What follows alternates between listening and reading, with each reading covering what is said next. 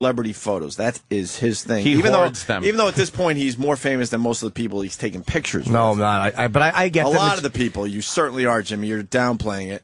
But he couldn't find a certain photo yesterday, and he got so mad he actually stabbed your arm, right? No, you scraped it with an unsharpened pencil. It was an unsharpened pencil. Let's see the wound. It's nothing. No, let's see. It's nothing. He took an unsharpened pencil and went, rah! Because he was searching for this photo that he wanted and couldn't find it. You get mad at yourself. You know how it is. You just get. It was an act of anger. No, you're a cutter. Well, I was years ago. With a pencil. I'm a good boy now. Were you? Really? 8 years ago? Yeah. Well, I was a kid. Yeah, sure. Yeah. Wow. I was a Really? teenager. Yeah. Cut yourself? Oh, many times. Really? Not in 25 years. Oh my gosh. I just want to feel something, man. It was exactly what it was. Teenage melodrama. Notice me. I was a douche. And Jimmy, I got to keep going back to you because, one might say, why would you cut yourself? Like that does not make any sense. Yeah. So hoarding doesn't make any sense. Why you would take a razor blade or knife and cut yourself, that doesn't make any sense either. But there's an illness aspect to it that people can't understand. There is, I mean, it's like you can't even argue that point because it's like people who drunk drive and fucking I mean, I know people have done it. It's like nobody wakes up and goes, "All right, today I'm going to drink," and then plow into a family. Exactly. Yeah, but you do. Exactly. I hope no one wakes up and says that. That makes it even more devious. That would be terrible. Yeah. Why are you drinking? I'm hoping to hit someone. And I think we're in a society where everything really needs to make sense. We need to understand it. There needs to be a logical reason why we're doing something. You know? And I think when we can get to a place where sometimes we can understand that it's not so logical. It's not logical for someone to cut on themselves. It's not logical for someone, to get in a car and, be drunk stab as a themselves skunk, with a pencil. Or stab yourself with a pencil, for gosh sakes. Unsharpened, because it sounds irrational the other way. Yes. As long as it's not sharpened, I bit my calf. Do you understand how mad I was? How did you do that? I realized I couldn't. I was so mad at myself that I actually just picked my leg up and bit my calf. Let me see how you Yeah, can do I'm that. looking for a visual I'm on that trying one to too. see. Absolutely. Can you reach? Well, believe me, I've tried to reach a little. I've learned that move for other reasons. It never quite worked out. I got close ones. Yeah. Oh my God! Let me see. You have a big bruise Right and on, teeth dude. marks. Now I can relate. I've got a bit of a drive to my next shoot. Yeah. Maybe we should chat a little bit. We should have a little talk. No, I can relate to that. I bite between my bicep and my shoulder, and it feels so good when you do it. Interesting. I'm not saying that we're normal here, Doc. Yeah, No, we're all so, crazy. We got our at issues. the end of the day, but I know you I have guys my get this issues. more No bags than of you shit, though. realize. Yes. Well, that's why the anger. Yeah. We got to take it out on somebody. Yeah. As they say, you point one finger, 3 point back at you. See, I say that on dates a lot. Tom, anything else? You good? You good with the hoarder? Man, I'm almost afraid to ask another question. Yeah, you're good. I think you're good. I think I want to talk about what I'm up to these days. Yes, exactly. We'll do that after. Michael's we pulling me out of here in 15 minutes. No, that's crazy. I got to go to the Fox News thing or something like that. Tom, this will be the plug to where Tom's going to be, I would like to keep talking about it, but Tom's at Comics. Well, I want to talk this about weekend. your shirts that you can't get rid of. But I know What's if I up say with one that? more thing to you, you're just going to talk for my last 15 minutes. She's a little worried. God. I think that's your hoarding I'm thing. afraid to say anything. Yeah. A bit wordy. I want to talk about me for a minute. You're perfect Filled for us in perfectly. hoarding people. Tom has, what's today? Should have been a 10-minute interview. She's an hour filled us later. in We're still talking about perfectly shit. on- in She's the great. bags. Friday and show, I love Saturday, October 29, 30. Tom's doing 2 shows a night, Comics. Yeah. 7:30 and 10 p.m. It's Comics New York, COMIXNY.com, and tickets very easy to remember. 212-524-2500 this Friday, Saturday. Are you doing it alone or are you with other people? Yeah, I'm doing it alone. Yeah. Oh, cool. Yeah, I'm excited to be here, though. I mean, because last time it was my first time I played at Comics. I've been on the road for like a year now or something like that, and it's been cool. And thanks, Opie, for coming down to the I show came last last time. That's cool. time. You got to come down this time. And I fully endorse Tom let's see Green that. on a comedy stage, man. I loved it. Telling old stories and man. Tom Green, really, really good. Tom and I fun. bumped each other at a Thanks sushi for coming. restaurant. I really appreciate you coming down. I know you get up every you morning. remember that I was there with my 9-month pregnant wife there. Yeah. No, that was awesome, man. To support you. Yeah, I really appreciate that. All You know, right. it's cool, because I Did you just bring me a present? Present. Well, I got a bag of shit for you. I don't know. You want to hang around? Because we're going to talk to Tom Green now. I didn't know he has to freaking leave like this. Yeah. I thought you were going to spend the whole morning with him. Oh, yeah, no. What time do you have until? When do I have till what? 8:15. Yeah, yeah. That's it. We can just keep going. Yeah, we should have to break. Might as well. Yeah. We'll break after. Break it all. Break after. That's cool. And I ran into Jim in the sushi place. Yeah, the best sushi in the country. Yeah, Nozawa. He goes there too. Yeah, that's what we saw. I told you we saw each other. Yeah, it's down at Sushi Nozawa. Ran into you there, and that was Doesn't cool. the guy scare you though with the humpback?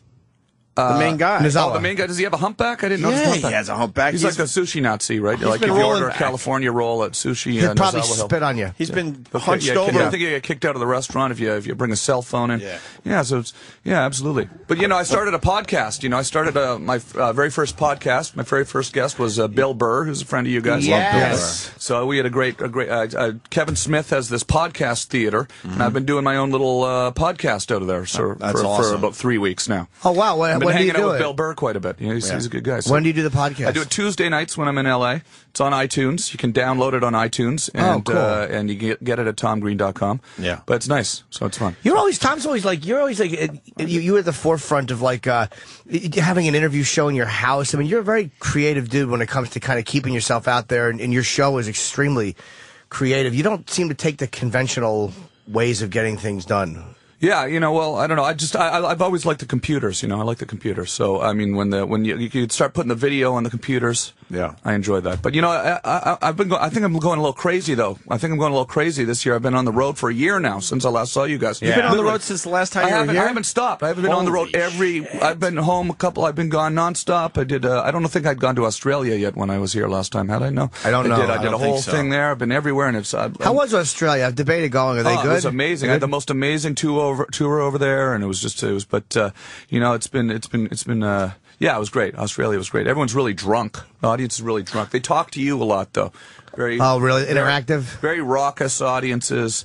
Yeah, which is sort of like it changes. It's fun. I got those two kinds of shows that I have. I have shows where people come to the stand-up comedy club and they're coming to see stand-up, and then sometimes if I play more like rock venues and things like that, it's a little more screaming and yelling. So I can't do shows where they're standing. Like I like them. Like Brewer's an animal. He can do shows in a rock club where they're standing for an hour and murder. I can't do it. And if I do a rock club, I take less money because they have to be seated. Like so, instead of 900 people, it's 350 or 400. I can't do it. Can you do them standing? I can't do them. I've never done that. Well, I just did a show in Toronto 3 days ago or whatever in Toronto, and we did a show at the club called the Phoenix, and they put seats in. There's normally not seats there, but then people were standing all around the back, so it was kind of like one of those kind of environments. And I neglected to mention. I don't mind when people are yelling though. I kind of like that. Oh, you like that? Well, it's just different. I prefer it in just straight stand-up club. Like the best shows I had this year, I think, were at places like San Francisco at Cobb's. I played at great. Cobb's, yeah. And it's just sort of a real stand-up crowd. People listen to you. They're listening to what you have to say. I like your videos, Tom. Big fan of the videos because you've been on the road for over a year and you're taking videos here and there. Yeah. And the one that made me laugh really hard, you just happened to be in Cleveland when LeBron James announced that he was leaving. Yeah, and you were trying to interview people on the street. Yeah, the city was just nuts. People were just going nuts over there about that. But I make videos. I'm a video hoarder. I shoot videos everywhere I go. If you go to my website, go to TomGreen.com. There's like video every day. I shoot a video every day. Do you really? Yeah, pretty much. Good. They're all right, man. Yeah. I feel like I don't want to say anything. I feel like Robin's just assessing everything that we're saying and what type of She'll diagnose sicknesses, all of us. what type of sicknesses we have. We're very easy. Most of us are very simple. We're not that complicated. We're all fucking. She could probably spend 5 minutes with each one of us. With and me, know our issues. You got your. So let's just be clear. So you bite your leg. It all stab your arm. Yes. It all comes from having oversized genitals. It's a big problem, a real big problem. But no, it's like we're fucking we're dealing with that level of lunacy or mental illness to be. Yeah. This is very mild stuff compared. to I think the more I'm doing stand up this year, I've been doing it all year, but I hadn't really done this full time like this. I think, like when I say I'm going crazy, I think I'm really starting to, because you get up on stage every night and you're venting about stuff that you're angry about, right? And then you get angrier and angrier and angrier about the world. And then you start to think, well, I can't be angry on stage because people don't want to see someone who's angry, right? But you sort of, like for instance, this Charlie Sheen thing, for instance, right? You're sitting there, you're looking at this, the guy's on the front page of the paper because he trashes a hotel room, right? And is caught with a bunch of hookers and blow, right? And then you look over at this TV, and then Denise Richards was on the TV this morning, right? And then above Denise Richards was the Elliot Spitzer was on the TV this morning. What right? a hero, yes. You know? And then on your show, it's just a bunch of retards that like just keep a bunch of bags of shit, right? So it's like, what do you have to do to get on television now in this country? You know, you got to either collect a bag of shit or get caught with a prostitute, or you know, that's what. She did not like your assessment, by the way, of her. Well, he might have. But that's what's sort of starting to make me. It's starting to make me angry. It just seems like this sort of bad behavior thing. That's we're rewarding bad behavior in our society. Well, voyeurism is also part of it, I think, because it's not interesting to watch people who are healthy. Like, it's not interesting to watch a guy who gets up and goes to work and has a loving relationship with his wife. I mean, that's better, but who wants to see that shit? I want to watch a guy who gets caught getting blown by. That's what made Hugh Grant a star. It was like the fact that he got caught being blown. Please, how many times I've done that? I just never got caught.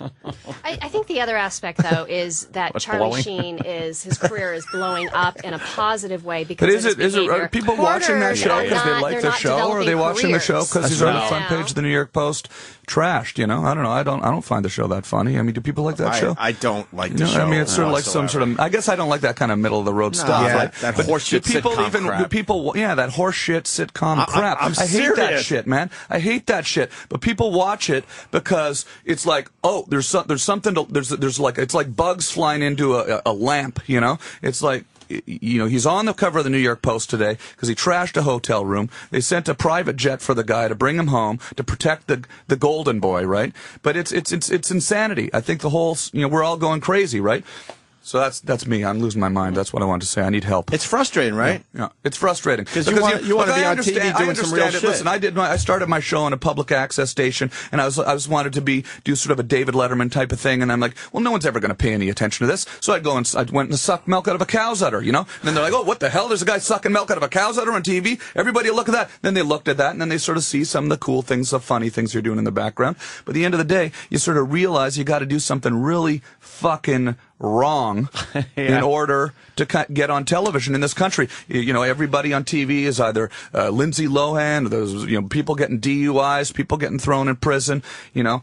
Very true. I think true. But it's a statement on voyeuristic society. It's a statement on us, not the celebrities, because they're just doing what they've always been doing. But it's the neediness of the public or the sick fascination with it. Because why can we not look like? Why can we not get enough of Tiger Woods? Why can we love watching people's personal lives fall apart. It's also because we have like 500 channels now, all these different media outlets. There's so much competition that people have to go to the sensational stuff. Right? Well, the media is also, it's very so cliche to blame the media, but they have become disgusting where it's not about getting the story right, it's about getting it first. And, they're ratings driven. I think years ago it wasn't about, maybe it always was on some level, but the news departments weren't supposed to make money. But now that that's the whole franchise, they're making money. They have to keep They have to keep viewers, keep ratings, because that's how the advertising dollars roll in. So they bullshit the news to you every day. And they still have the whole thing of, well, we're the news, so we get away with more. Right. When it comes to the FCC, they have more lenience with content, even though they're driven just like sitcoms are, which is kind of Doc, we're crappy. really smart. Yeah, and I just canceled my Facebook page. You on Facebook? Why? I just canceled my Facebook because that's driving me crazy. I can't stand that thing. Why were you obsessed? I canceled my Facebook. Canceled it. It's driving me crazy. Too many people. So I'm off that. I think everybody should cancel their Facebook. That's my new. I minimize mine to people I know. Yeah, just my friends. What got to you, Tom? Something got to you. I just think that the haters. I still get lots of haters on my website, so that's no problem. As long as you're getting the haters, yes. No, I think it's actually just because I have a general problem with social media now. It's not even about my personal one because I didn't really go on it that much, but I've been talking about how I'm sort of anti-social media now, and I've been talking about this a lot on stage, and I started realizing after my shows, people would be coming up to me and saying, well, you got a Facebook page. I mean, how can you be ranting about that? So I was feeling like a hypocrite, so I can't get rid of it. Get rid of it, yeah. I think the social media is going to turn into something way better than it is right now. Are you tweeting? I'm still tweeting, yeah. Oh, see, I love Twitter, though. It's great. You're a hypocrite. It's a way to tell jokes to 50,000 people at one moment. It's Facebook specifically. You really? Yeah, I think people got to cancel it. You don't like when people invite you to a pillow fight? I don't think married people should be on Facebook. I think if you're married, you got to cancel your Facebook because it's all just about having sex or something. Yeah, I just don't think I just think it was a better system back in the 70s. You have one telephone in your house. That's the way you communicate with the outside world. One phone. That's it. Facebook, you get information coming from all sides. You get these secret messages coming in the background from ex-girlfriends and